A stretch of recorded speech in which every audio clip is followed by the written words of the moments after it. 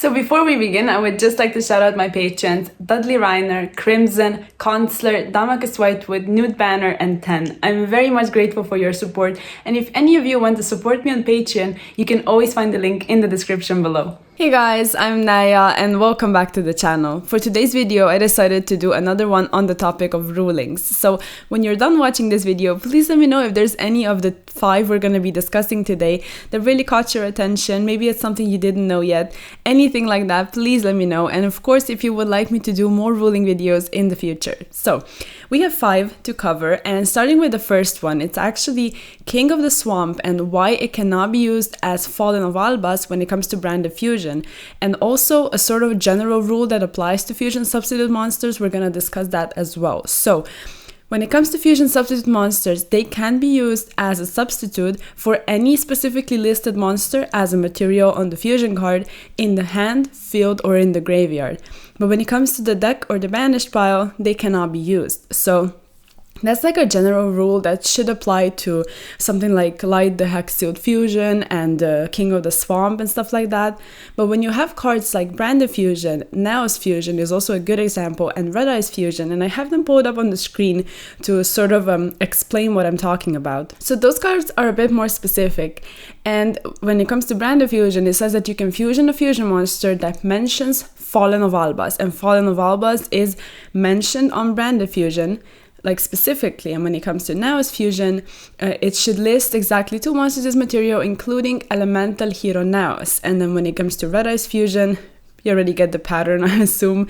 It says that you need to fusion a monster that lists a Red Eyes monster as material. So all of these monsters are specifically listed on these fusion cards, like Branded Fusion. Let's just take it for example, since it's a very recent one and it's actually being used right now.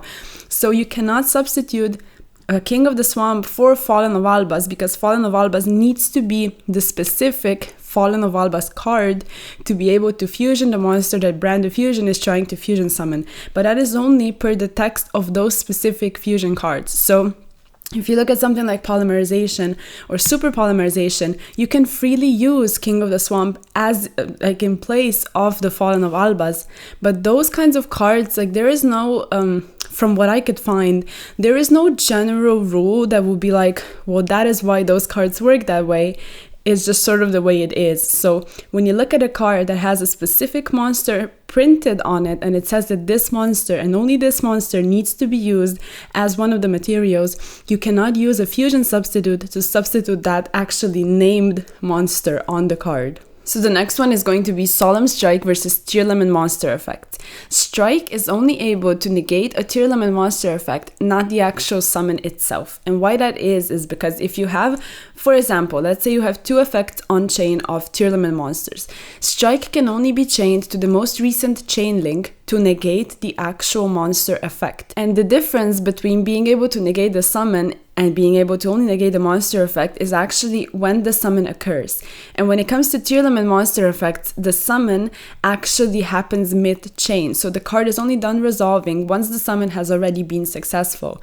But the confusion comes from cards like Child Brigade Revolt, for example, when you can use Solemn Strike only if Revolt is chain link 1, of course, because the summon actually happens on resolution, and the card is also worded a bit differently. It usually will say something along the lines of immediately after this effect resolves, you can perform the summon, and that summon is considered to happen on resolution. You can still respond with something like Solemn Strike. But when you have a summon that actually only occurs during the chain, naturally you won't be able to chain a card mid-chain, because that just doesn't happen. So if you have Solemn Strike and there are multiple Tearlaments monster effects, let's say activating, like we said with the example of 2 of them, you can only chain Strike to the last chain link to prevent that fusion summon from happening by negating the monster effect, not the actual summon itself. Now the next one is sort of basic. I'm assuming most of you will know this one, but I wanted to include it because of the rise in popularity of the card Triple Tactics Talent. And what I'm talking about is when you take control of the monster, what happens if monsters have different types of wording on effects. So when you have a card that says once per turn, you can do something, and for an example you have on the screen Baron, but we are only looking at the first effect. So once per turn, something can happen. When you have a card that says that, the once per turn clause is sort of limiting the card, the physical copy of the card, to use that effect. And it doesn't matter which player actually activated it. So if you use the effect to destroy and I take your Baron with triple tactics talent, I cannot use the effect again because it was limited per copy. But when you look at a card that has a hard once per turn, we like to say, and as an example, we're going to take Spright Elf.